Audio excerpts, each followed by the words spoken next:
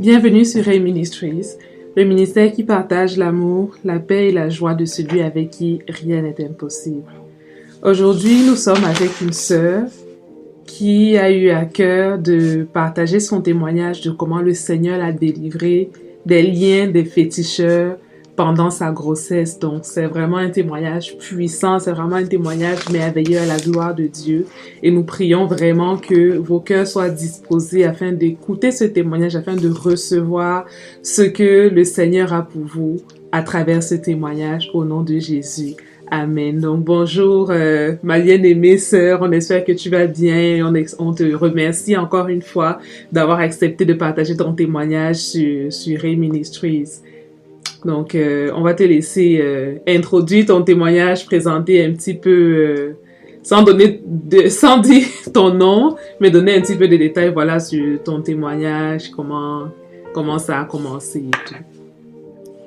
Je vais rendre grâce à Dieu déjà pour ce qu'il a permis que je sois là ce matin. Et je rends grâce aussi à Dieu pour le ministère et ministry, pour ce qu'il fait pour édifier des personnes afin que les personnes s'attachent davantage au Seigneur. Amen. Je vais chanter déjà pour vraiment rendre gloire à Dieu avant de commencer parce que depuis aujourd'hui j'ai à cœur de chanter. Il n'y a point comme toi, personne n'est comme toi. Il n'y a point comme toi, tu es digne de louange. Amen. Oui, il n'y a point comme toi, personne n'est comparable à Alléluia. toi, Seigneur. Parce Oui, que Seigneur. il y a des choses que tu fais, papa, et le malheur ne veut pas qu'on dise pour sauver quelqu'un. Alors ce matin, je suis une sœur aujourd'hui. Je peux dire 20 ans de mariage, mais il y a de cela Wow. 14 ans. Les choses se sont passées dans ma vie. J'étais amoureuse toute faite de mon conjoint et tout. Aujourd'hui, je l'aime encore d'un amour de Jésus. Amen. Donc, une expérience que je voudrais partager pour les jeunes et même pour les personnes qui sont déjà, qui vivent longtemps dans leur couple. Donc, avant ma grossesse, je fréquentais les maisons des marabouts. Et puis, dans cette fréquentation-là, on était comme, oui, on cherche la joie, on cherche la paix, on cherche l'élévation, on cherche vraiment qu'on soit élevé par tous les moyens que ce soit. Et on nous a fait rencontrer cette personne-là, ce tradit praticien qui nous aidait dans certaines pratiques. Et là, ça a donné que j'étais enceinte de mon bébé. Et puis, pendant ce temps, il nous avait dit, ben oui, puisque votre compagnie est très compliquée et tout, il serait intéressant, et puis le monde est méchant, il serait intéressant que vous protégiez l'enfant dans votre ventre afin que les mauvaises personnes ne le voient. Mais quand il disait votre compagnie, parlait de qui? C'est qui Donc, vous avez invité à conseiller de voir ce tradit praticien-là? En fait, quand on était allé, déjà, c'était pas par rapport au bébé ou quoi que ce soit, c'était vraiment pour les besoins primaires, je peux dire, genre protection, protection, comme on entend protection dans toutes ces dimensions. Genre, peut-être on travaille et puis on a besoin d'être protégé dans son entreprise. Peut-être on veut prospérer dans le business, dans plein de choses et on te conseille d'aller le rencontrer. Okay. Mais là, c'était arrivé que j'ai conçu et il a dit, ben, même avant ça, justement, j'avais fait une fausse couche. Avant, donc ça fait que peut-être c'était toute une façon de dire il faut protéger l'enfant. Oui, c'est ça. Tous les moyens sont bons pour sécuriser. On fait les choses, on pense que c'est la bonne chose à faire et puis finalement, ok, gloire à Dieu. Donc ensuite, donc, il nous a dit qu'il fallait qu'il vienne nous rendre visite où nous on habitait parce qu'on n'habitait pas la même région. On s'est déplacé vraiment pour aller le rencontrer. Mais à peu près combien de temps de trajet? Un peu comme 4 heures à 5 heures. Vous étiez déterminés. Oui. Et on prenait des disponibilités pour s'y rendre. Donc, c'était vraiment... En fait, comme si on allait pour avoir des solutions. Donc, on ne désignait pas sur les moyens. Donc, rendu là, on a dit, OK, il faut donc qu'il vienne où nous on habitait pour nous dire ce qu'il y a lieu de faire. Donc, un matin, on a sonné à notre portail et puis on est allé ouvrir. Il s'est présenté, il a dit qu'il est venu pour qu'on lui donne de l'argent afin qu'il aille acheter les éléments qui vont concourir pour la potion, je vais dire ça comme ça. Pour protéger le bébé dans mon sein. Et puis on n'a pas refusé, on lui a donné 10 000 francs ce jour-là, il est parti. Et il est revenu avec une bouteille. Et dans cette bouteille-là, il y avait comme une statue, je sais pas trop, mais il y avait comme un objet dans la bouteille.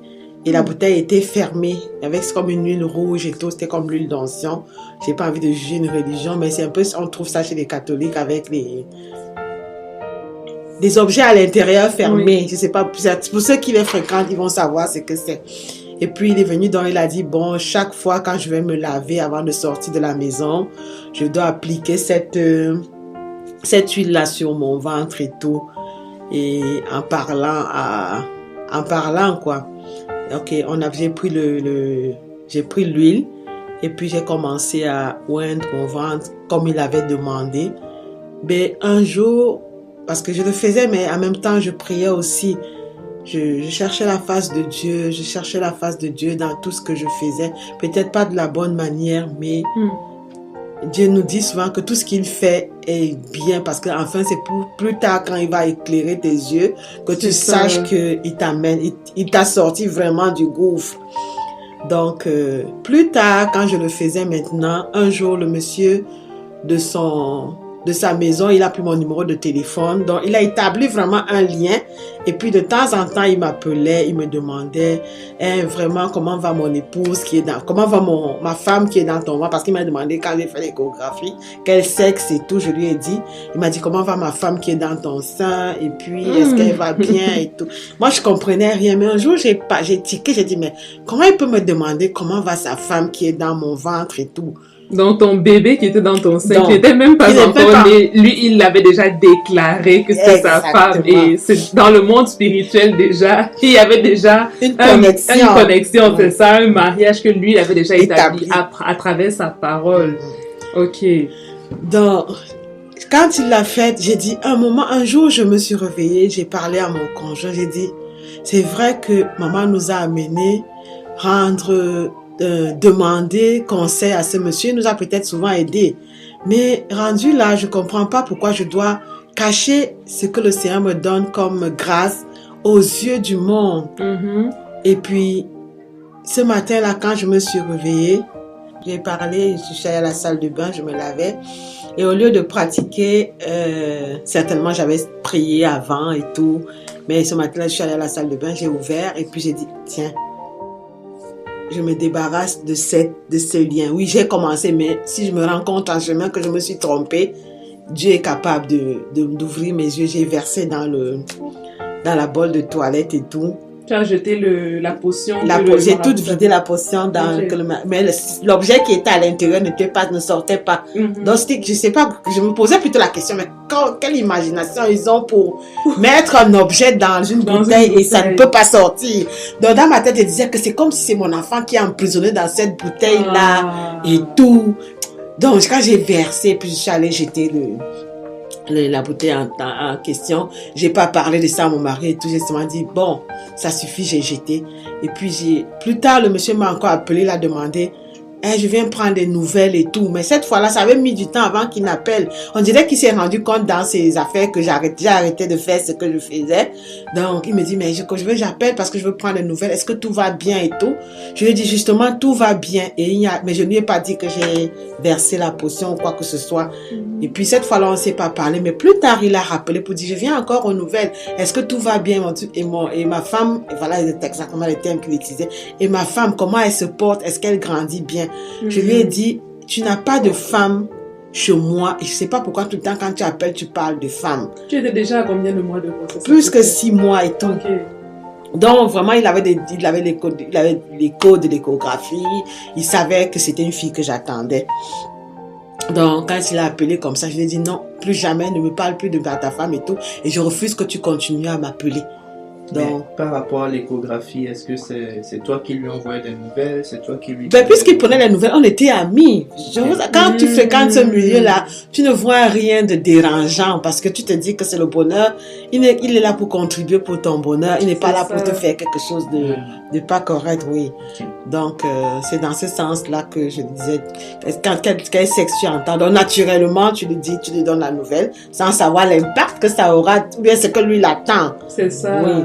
Et si on fait une petite pause, juste pour rappeler à tous ceux qui nous écoutent que il y a des droits légaux en fait que des droits légaux excusez-moi, que nous donnons en fait au diable sans même le savoir, parce que pour que les choses puissent nous atteindre, il faut que nous-mêmes nous puissions être d'accord de donner cela, quoi que ce soit par nos propres mains, mais que ce soit par notre propre bouche, comme ce que la sœur est ici en train de dire, c'est que les informations, elle les envoyait elle-même. C'est pas que ce marabout, mais ce féticheur allait chercher les informations. Donc c'est elle-même qui donnait. Donc le fait qu'elle donnait elle-même, c'était avec son consentement. C'était possible en fait que des choses puissent arriver en fait à cette grossesse ou bien à cet enfant-là. Et rappelez-vous que à chaque fois le marabout dit ma femme, ma femme, ma femme, parce que elle donnait en fait l'information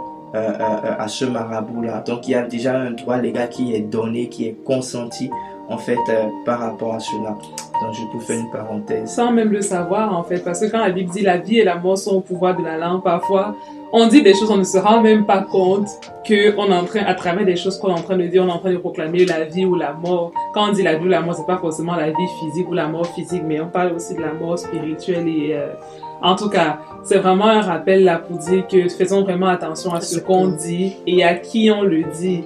Et à qui on le dit, parce que les paroles qui sortent de nos bouches là peuvent vraiment ça peut vraiment aider à nous bâtir, tout comme ça peut aider à nous détruire. Donc, et puis si vous permettez que j'ajoute quelque chose, c'est déjà, oui, l'enfant est dans ton ventre, mais c'est déjà un lien que il écoute ce que tu dis. Donc c'est comme si tu l'unis déjà d'une façon ou d'une autre à cette personne-là qu'elle ne connaît même pas, et tu es sa maman. Donc regardez à quel niveau je la mettais déjà en contact avec le monde, je peux dire, des ténèbres. Par ignorance, alors que tu pensais bien faire. Donc, c'est ça. Ok, donc quand il avait appelé et puis tu lui as dit de ne plus appeler, de ne plus prendre contact avec toi, qu'est-ce qui s'est passé? Est-ce qu'il a mal pris? Est-ce qu'il est devenu agressif? Comment ça s'est passé par la suite? Puisque c'était une conversation téléphonique, je l'ai senti comme un peu, qu'est-ce qui s'est passé? Pourquoi je dois plus appeler? Je dis juste que je veux plus que tu m'appelles. Donc, plus tard, quand il rappelait, j'avais vraiment coupé le lien. J'ai dit, il fallait déjà que je coupe même physiquement le lien là. J'ai même voulu changer de numéro de téléphone pour qu'il ne m'appelle plus. Mais après, j'ai dit, je ne vais pas aller jusque là. Juste s'il appelle et que c'est lui qui appelle, que je vois son numéro, je ne vais pas décrocher. Mais entre-temps, le Seigneur m'avait mis à cœur de prier pour lui aussi, parce que j'ai l'habitude de prier quand peut-être je vois des personnes qui font des affaires qui sont pas correctes. Je me dis, si moi je suis sauvée ou quoi que ce soit, c'est par pure grâce. Donc, la seule chose que j'ai demandé au Seigneur à cette époque-là, c'était de lui donner de connaître vraiment le chemin du Seigneur et puis de se repentir de ce qu'il fait. Parce qu'il ne travaille pas pour lui-même, mais il travaille pour ce monde-là. Et quelques années plus tard, j'ai eu à avoir quelqu'un qui le connaissait particulièrement, qui nous a, quand je venais aux nouvelles juste pour savoir, je sais pas on se discutait, de quoi on parlait, mais on a parlé de lui. Et la personne nous a dit, ben non, maintenant il ne fait plus de fétichisme et tout, il est rendu dans les églises réveillées. Et ben, quand la personne le disait, c'était comme pour se moquer de lui. Comme quoi il a laissé son travail pour aller vers les églises réveillées. Mais moi, que le Seigneur avait permis de connaître un peu, je comprenais que d'une façon ou d'une autre, le Seigneur a exaucé ma prière, dans ce sens qu'il s'est tourné vers ces pratiques-là, vers le Seigneur. Donc, c'est ça. Et plus tard, quand mon bébé pour naître, elle a vraiment eu de la difficulté parce que, rendue à terme, elle n'était pas prête à sortir, à naître. Et puis ma maman, à l'époque, elle marchait dans la rue et quelqu'un l'a interpellée. Et comme vous dites, l'ange de Dieu marche vraiment. Quelqu'un l'a interpellée, quelqu'un lui a dit, tu as une fille qui est enceinte. La personne ne la connaissait vraiment pas. Tu as une fille qui est enceinte et si tu ne te dépêches pas, il peut lui arriver quelque chose de grave.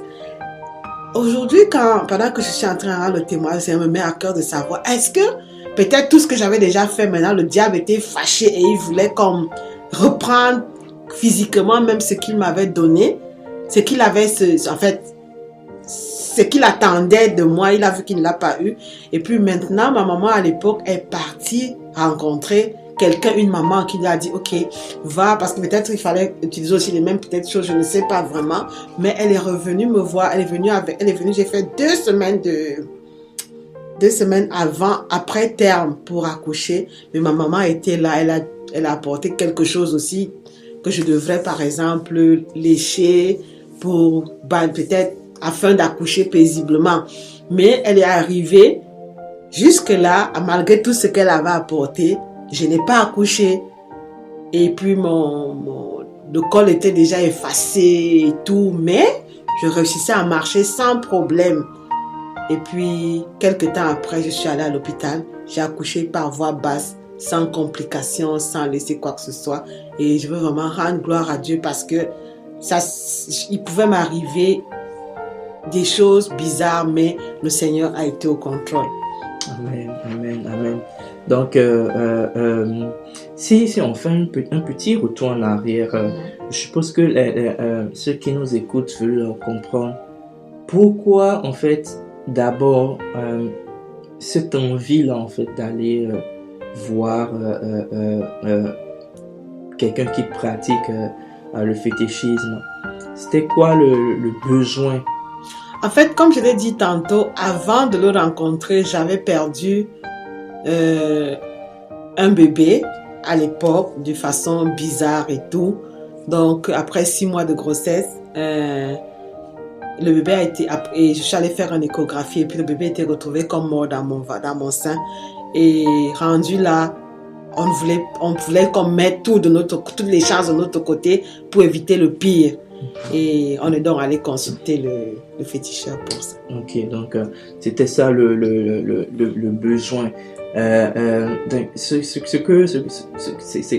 Et avec tout ce qui s'est passé, en fait, c'est quoi la leçon en fait que tu as pu tirer en fait de cela, et qu'est-ce que tu veux laisser savoir en fait à toutes les personnes qui nous écoutent ou toutes les personnes qui passent par ces genres de choses mais qui s'adonnent à ces genres d'activités en fait? Qu'est-ce que tu aimerais leur donner, leur dire? Quel genre de paroles est-ce que tu aimerais leur envoyer? En fait, déjà, je vais commencer à dire à celui ou celle qui va écouter le message de mettre vraiment Dieu en premier dans tout ce qu'on fait. Même dans notre naïveté, Dieu nous vient en aide. Dans ce sens que moi, vraiment, j'allais vers cet homme-là naïvement parce que je voulais un soutien venant des hommes. Mais avant d'y aller, je pense que je crois aussi que je priais vraiment. Et c'est dans ça que le Seigneur m'a permis de voir que... il m'a permis même de verser dans la toilette le liquide et puis d'appeler le monsieur et de dire j'arrête le contact avec toi. Donc je voudrais vraiment exhorter les personnes qui m'écoutent à s'accrocher au Seigneur, à le mettre en premier devant tout, et aussi de leur dire que même si quelqu'un d'autre croit et que toi crois que ce que tu dis ou que ce que tu fais n'a pas d'allure parce que la personne croit au fétiche et tout, toi qui as la conviction que Dieu est capable de t'aider, il ne faut pas lâcher prise. Il faut continuer à t'attacher à Dieu parce que comme le dit même le ministère réminiscé, rien n'est impossible à Dieu. Même dans notre innocence, il est capable de nous sortir des griffes de l'ennemi. Parce que le fait même qu'il a envoyé un ange rencontrer peut-être ma maman sur son chemin et afin qu'elle vienne me rencontrer avant que je n'accouche, certainement on ne sait pas ce qui s'était déjà tissé dans le monde spirituel ou quoi que ce soit me concernant ou concernant la naissance de cet enfant-là. vu qu'elle était déjà à terme et que je n'arrivais pas toujours à accoucher. Donc vraiment, moi je pense que la main de Dieu était là et que on doit toujours s'accrocher vraiment sur Dieu, quel que soit ce qu'on traverse. Amen, amen. Donc voilà, et ici nous avons le témoignage d'une sœur qui avant était un pied avec le Seigneur, un pied dedans et un pied en dehors avec le Seigneur. Mais vous savez très bien ce que le Seigneur dit par rapport à cela. Si tu es tiède, je vais te vomir. Et nous savons très bien ce que c'est que le vomi. Le vomi, c'est quelque chose de dégueulasse. Et nous ne voulons pas être un pied avec le Seigneur, un pied dedans avec le Seigneur et un pied dedans avec le diable. Non, là où la lumière est, l'obscurité ne peut pas régner. C'est comme cela. Et juste pour renchérir avec ce qu'elle vient de dire, la parole de Dieu déclare dans le livre de Jérémie 1,5, qui dit « Avant que je ne t'eusse formé dans le ventre de ma mère, je te connaissais, et avant que tu fusses sorti de son sein, je t'avais consacré, je t'avais établi prophète des nations. » Donc, toute personne, ici, elle avait perdu une grossesse, et parce qu'elle voulait ce réconfort, elle voulait ce soutien de savoir que d'accord, la prochaine grossesse allait réussir, elle est partie voir en fait quelqu'un qui fait du fétichisme. Mais cela, elle s'est vite rendue en fait compte que ce n'était pas là-bas qu'elle allait trouver la solution. C'était pas là-bas. La solution est avec le Seigneur. Cet enfant qui est parti tôt, le Seigneur connaissait cet enfant. Et cet enfant aussi qui allait venir, le Seigneur aussi le connaissait. Donc c'est le Seigneur qui tisse, c'est le Seigneur Dieu qui donne la joie d'être mère, comme à Sarah. C'est le Seigneur Dieu qui te donne cette grâce-là. C'est une grâce, en fait, d'être parent, d'être mère, d'être père. C'est le Seigneur qui fait cela. Et quand le Seigneur nous donne ça là, il n'y a rien. Quand le Seigneur dit que cela arrivera, il n'y a rien qui peut empêcher que cette grossesse n'aille pas jusqu'à terme. Mais elle s'est vite rendue compte que elle faisait une erreur. Et elle a même prié même pour ce féticheur-là, pour que ce féticheur puisse connaître le Seigneur. Et ce qui est arrivé en fait par la suite, parce que ce féticheur a laissé complètement ses pratiques et est venu et a commencé à suivre le Seigneur, et nous rendons gloire à Dieu. Donc vous devez comprendre que quel que soit ce qui se passe, le Seigneur a toujours un plan. Et perdre une grossesse n'est pas... ne veut pas dire en fait que vous n'êtes pas capable d'enfanter. Ne veut pas dire en fait que le Seigneur vous a oublié. Vous devrez comprendre, toute personne qui nous écoute, toute personne qui passe par ce genre de défi, vous devez comprendre que il est important de garder les yeux fixés sur le Seigneur à tout moment. Et il est capable de changer votre situation. Et maintenant, parlons un peu, juste en quelques secondes, après que tu aies accouché, l'enfant, comment ça s'est passé après que tu aies accouché, la vie avec l'enfant, comment ça a été? Est-ce que c'était la joie? Est-ce que tu étais en joie? Est-ce que tu t'es dit, jamais, plus jamais, quelque chose qui peut se passer, je ne retournerai plus jamais chez les féticheurs? Ton entourage, comment c'était? En fait, après l'accouchement de l'enfant, j'avoue que ça n'a pas été facile parce qu'une autre fois, peut-être quelques années plus tard, j'ai rencontré une femme qui était, elle craignait le Seigneur. Je ne peux pas la juger aujourd'hui parce que je ne sais pas, elle avait la crainte du Seigneur et tout. Et elle m'avait dit, un jour, c'était à l'approche des fêtes, elle m'avait dit, ma soeur, j'ai l'impression, le Seigneur m'a parlé de quelque chose chez toi. Si tu ne fais pas attention, tu peux perdre ton enfant. Et c'était vraiment encore de cet enfant qu'il était question. Elle me dit elle avait fait un rêve et puis l'enfant était emballé dans les draps et tout. C'était ça la vision qu'elle avait. Et puis on a prié, on a intercédé et tout. On a vraiment prié, on a recommandé l'enfant au Seigneur. Et non seulement ça, il y avait une autre sœur qui avait fait un rêve aussi. Mais elle, elle avait vu le rêve comme toujours pour voir qu'il allait m'arriver quelque chose. Mais je rends gloire à Dieu parce que oui, le Seigneur parle d'une façon ou d'une autre. Mais parfois, il peut te montrer une vision, pas forcément pour que l'enfant meure. Parce que l'autre sœur, elle voyait que c'était un fait, l'enfant devait mourir. Mais l'autre avait vu et elle m'avait dit, on doit prier parce que le Seigneur va agir. Donc, je pense que là encore, le Seigneur a glorifié son nom dans la vie de cet enfant parce qu'elle l'était.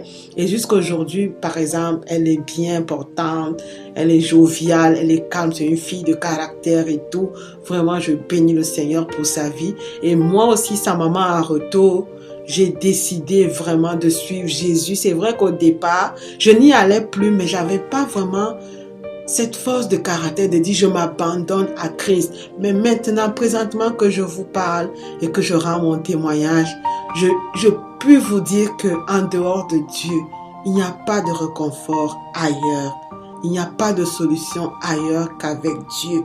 Il est la solution, mais il faut qu'on lui fasse confiance dans tout ce qu'on fait. Donc je dis bien confiance parce que notre Dieu ne partage pas sa gloire avec les hommes. Amen, amen. Et cet enfant-là, aujourd'hui, on parle, cet enfant-là, c'est une fille. C'est une fille. Elle a Aujourd'hui, quel âge? elle a 14 ans. Et puis, elle suit elle fait ses études normalement. Elle vient aussi, elle n'a peut-être pas encore donné sa vie au Seigneur parce que les choses sont, comment dirais-je, le monde et puis l'actualité fait que parfois les enfants se posent des questions. Mais je crois fermement que le Seigneur va faire quelque chose. Amen. Car sa parole dit, car si tu crois, toi et ta famille, vous serez mes serviteurs. Donc, Vous serez sauvés. je Oui. ne doute pas. Donc, gloire à Dieu. Donc, elle a commencé à aller à l'église, même si elle n'a pas encore donné sa vie au Seigneur. Elle a commencé à fréquenter une église, tu vois. Donc, c'est gloire à Dieu, gloire à Dieu. Comme on revient encore à la parole, Jérémie 1,5. Avant que tu ne fusses formé, je te connaissais et je t'avais déjà établi prophète des nations. Donc, le Seigneur connaissait déjà cet enfant. Et nous rendons gloire à Dieu. Ne pas avoir d'enfant n'est pas synonyme de le Seigneur t'a oublié.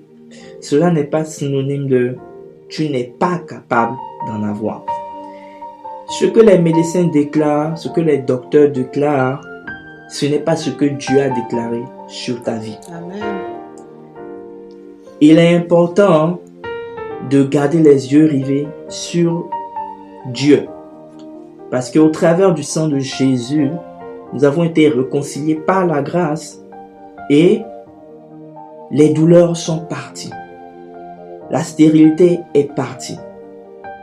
Les fausses couches sont parties. Et même si cela devrait arriver, nous continuons toujours de rendre gloire à Dieu. Parce que c'est en rendant gloire à Dieu pour tout ce qu'il fait pour nous que le Seigneur est capable de nous délivrer de nos situations. Donc, bien-aimés, pour toutes les personnes qui s'adonnent à ces genres d'activités, les femmes ou les hommes qui vont voir des marabouts, des féticheurs pour ces genres de pratiques, laissez tomber. Parce que c'est Dieu qui donne. Lorsque vous vous concentrez sur Dieu, vous ne serez jamais, mais jamais déçus. Aujourd'hui, cet enfant se porte bien. Elle a commencé à aller dans une église locale. Elle n'a peut-être pas confessé Jésus comme son Seigneur et son Sauveur. Mais, tout doucement, nous savons que on arrivera à ce niveau-là. Le Seigneur va la prendre en charge. Et elle sera une grande adoratrice. Elle sera une femme de Dieu. Elle va faire des choses grandioses pour le Seigneur. Donc, voilà le témoignage. Dites-nous ce que vous en pensez et partagez cela autour de vous. Je ne sais pas si notre soeur, tu as quelque chose, une dernière parole à dire à toutes les mamans qui passent par ces genres de situations ou à tous les papas qui croient que le fétichisme va leur donner des enfants. Est-ce que tu as quelque chose à leur dire? Je peux vraiment exhorter les mamans déjà, les papas aussi, parce que surtout leur dire, nos enfants dans nos ventres, vraiment, ils écoutent. Ils sont déjà, parce que nous sommes esprits en général, donc les enfants dans nos ventres écoutent ce que nous leur communiquons, dans les sensations, dans tout ce qu'on fait. Donc on doit vraiment faire très, très attention pour éviter de dire, de confesser des choses. Là, ça me rappelle par exemple à la naissance de Jacob et Ésaü, quand sa mère avait dit que quand Dieu lui avait dit par exemple ce que les enfants seront, et elle a pris ça pour changer. Mais pour moi, je veux dire aux mamans de commencer à parler de Dieu aux enfants quand ils sont dans leur sein, si elles manquent vraiment ce qu'elles vont leur dire, et de s'accrocher à Dieu à tous les niveaux, comme je l'ai dit tantôt. Parler de Dieu à l'enfant déjà quand vous l'avez conçu, afin que l'enfant commence à s'habituer aux expressions bibliques, aux expressions de Dieu. Donc c'est spirituellement que vous le matérialisez, parce que de la même manière que moi je tissais une relation avec ce féticheur-là, lui il savait, parce qu'il savait que bon, certainement moi je comprends rien, mais lui il avait déjà cette connaissance-là du monde spirituel et tout, et peut-être de tout ce que ça pouvait agencer. Donc vraiment j'exhorte toutes les couples, toutes les familles à s'accrocher à Dieu. Il peut y avoir des pertes de bébés et tout, mais on rend grâce à Dieu parce que toute chose concourt pour notre bien, et c'est toujours ce Dieu-là qui nous donne, et c'est lui encore qui est capable de nous donner. Peut-être c'est pas aussi le bon moment, mais lui il connaît le bon moment et le timing de toutes choses. Donc vraiment accrochez-vous à Dieu et recommandez-lui tout ce que vous traversez, tout ce par quoi vous traversez. Il est la solution. Amen, amen. Si je fais un petit retour en arrière par rapport à ces personnes en fait qui ont eu des songes ou bien des rêves qui sont venus te dire oh non, cet enfant mourra et tout cela, il est important aussi que les gens puissent comprendre que tout rêve ne vient pas de Dieu. Donc certaines personnes peuvent s'approcher de vous et dire voilà, j'ai reçu telle chose, j'ai fait un rêve. Mais lorsque tu vois en fait que ce rêve est en contradiction avec la parole de Dieu dans ta vie, cela n'est pas à en prendre en considération. Donc, les gens peuvent venir vous parler, peuvent venir vous dire des choses, peuvent vous dire qu'ils ont reçu des songes, qu'ils ont reçu ci et ça. Il est important d'aller dans la prière et savoir, voilà ce qu'on m'a dit. Seigneur, est-ce que ça vient de toi? Si cela vient de toi, toi qui as pu parler à cette personne, parle-moi aussi. Parce que si le Seigneur va te révéler quelque chose par rapport à ta vie, par rapport à l'un de tes proches, si le Seigneur va révéler quelque chose, tu es la personne la mieux placée à qui le Seigneur va révéler cela. Donc, faites attention à ce que nous écoutons. Faites attention à ceux qui viennent parler sur nos enfants, sur nos vies, soit disant qu'ils ont reçu des rêves, qu'ils ont vu des songes, mais qu'ils ont eu des signes bien de cela. Donc, faisons véritablement attention. Amen. Et nous bénissons le nom du Seigneur pour vous qui avez pris le temps d'écouter ce message, ce témoignage. Laissez les marabouts, laissez les féticheurs, concentrez-vous sur Dieu. Nous sommes dans des moments de réveil spirituel où nous avons besoin de nous accrocher véritablement à notre Seigneur dans tout ce qui se passe dans notre vie. Donc, comme la sœur l'a dit tantôt, il peut y avoir des pertes de bébés, il peut y avoir des situations. Sachez que c'est le Seigneur qui est le rémunérateur de toutes choses. Et lorsque son timing est là, rien ne peut empêcher que ton enfant puisse naître, ou bien que ce qu'il a dit s'accomplisse. Quand il ouvre une porte, personne ne peut fermer. Quand il donne une parole, personne ne peut contredire cette parole-là.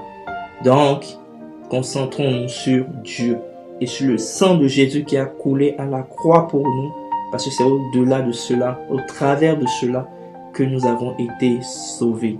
Amen.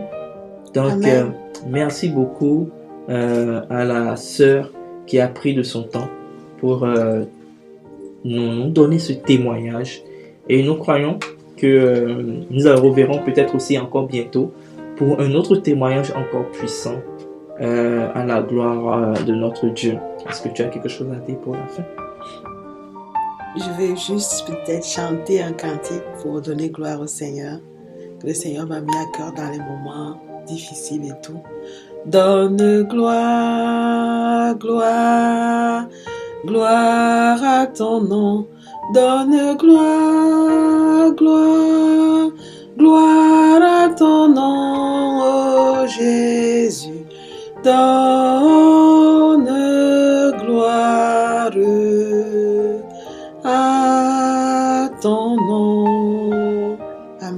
Amen, amen, amen. Donc, merci Seigneur, merci Seigneur. Ceci est la fin du témoignage. Donc, nous prions que vous puissiez véritablement être édifiés par cela. Partagez-le. Si vous connaissez des gens qui vivent des situations comme cela, laissez-les savoir que c'est le Dieu, notre Seigneur, notre Sauveur, qui est le rémunérateur de toutes choses. Amen. Et il connaît le temps destiné pour chaque personne. Donc,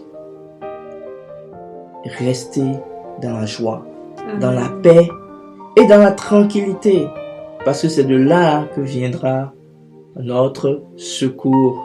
Amen. Amen. Merci beaucoup. Soyez bénis et que le Seigneur puisse vraiment toucher vos cœurs au nom de Jésus. Amen. Amen.